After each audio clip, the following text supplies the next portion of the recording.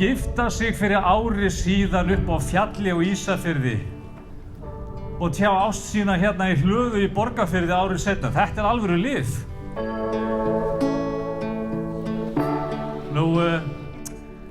Sko, og þetta partí hér, þessi veisla hér, ber þess vitni að þegar þau eru að tjá ást sína hvort öðru, grunni endurnýja heitin, sögðu já við hvort öðru fyrir ári síðan. Og leið eru þau að sýna okkur öllum ást sína og votta þetta samband sitt.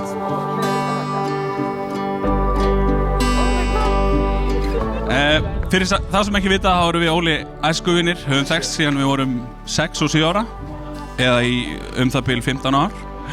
Við höfum oft verið í miklum samskiptum og stundum í litlum samskiptum, en það virðist engu máli skipta. Þegar við hittumst, þá er tilfinningin alltaf svo sama. Það er vitleysa og gleði.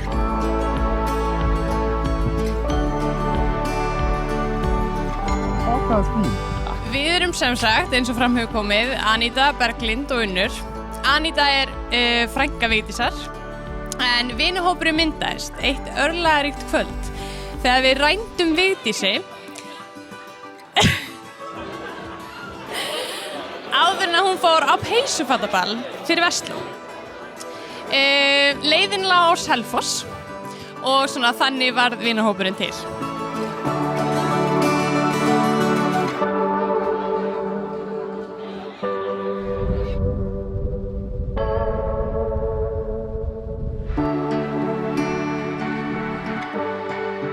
En við vorum mjög duglegir að ferðast og djamma saman, þrátt fyrir að hafa verið mjög fátækir námsmenn, en við erum nokkuð vissar að Vigdís hafi verið sponsuð af Ísafjarðarbæ. Enda bara í hvert sem við fórum, bara þá hver sem var til að heyra í flugvél, bara á bar, leigubíl, hún bara seldi öllum fegurð og mikilfenglega Vestfjarðana. Hún seldi það svo vel að Óli Björn og bara öll fjölskyldan fluttist vestur.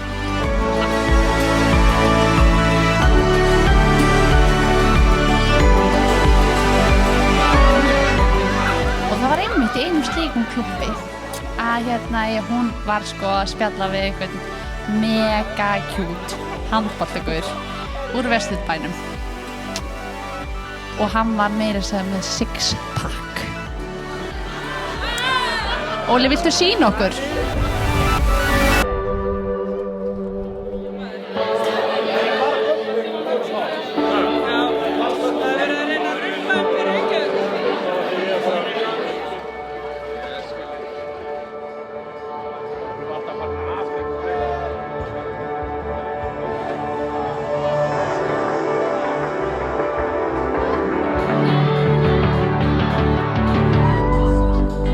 Þegar Óli kynntist Vigdísi og ákveður að flytja vestur, var ég mjög spenntur að heimsækja hann og fá að kynnast þessari stelpu sem hann var nýbyrjaði með. Þegar Óli og Vigdís byrjað saman, tók ég samt eftir breytingu í Óla. Mín upplifun hefur alltaf verið sú að eftir að þau kynnast og fara að búa saman, þá hefur Óli fundið það sem hann leitaði af. Fór frá því að vera ráðvilltur og fann sig þar sem hann leið vel og var elskaður og meiri festa komst í líf hans. Maður fór að geta spurt hann hvað ertu að gera næstu helgi. Við erum að hugsa að kíkja í heimsókn. Og hann vissi og veit alltaf svarið. Spurðu Vigdísi. Þetta lýsir Óla svo vel. Hann lifir í núinu, treystir fólkinu sínu og er alltaf til staðar þegar á reynir. En nóg Óla. Vigdís Pála er algjörlega einstök. Okkar fyrstu samtöl snerust vissulega af hverju ég væri ekki sjálfstæðismaður, af hverju ég drykk ekki og hvað ég hefði sofið hjá mörgum konum.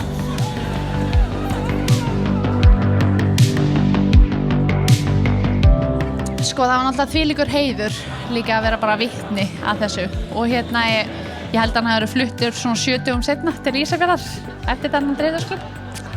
En þau eru náttúrulega bæði hrikalega skemmtileg, myndarleg og búið til alveg einstaklega falleg börn, við sjáum það öll. Og það er alltaf hægt að leita til þeirra beggja sem er óbáslega gott og heimilið er alltaf opið og maður er alltaf velkominn sem er æðislegt.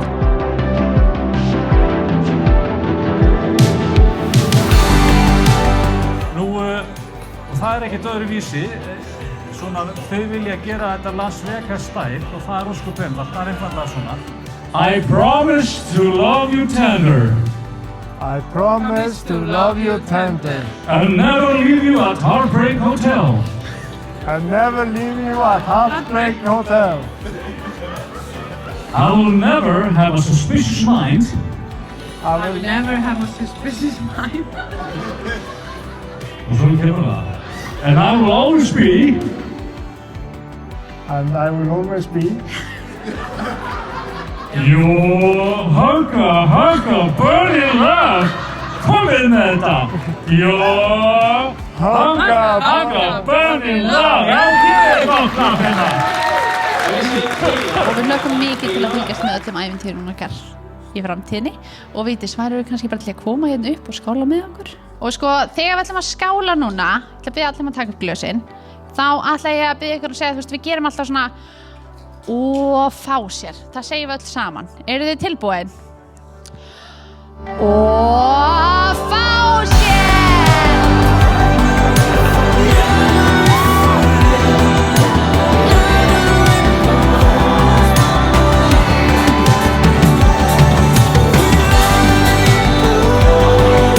Oft er sagt að maður velji sér ekki fjölskyldu, en þið eru svo sannarlega fjölskyldan sem við höfum valið okkur.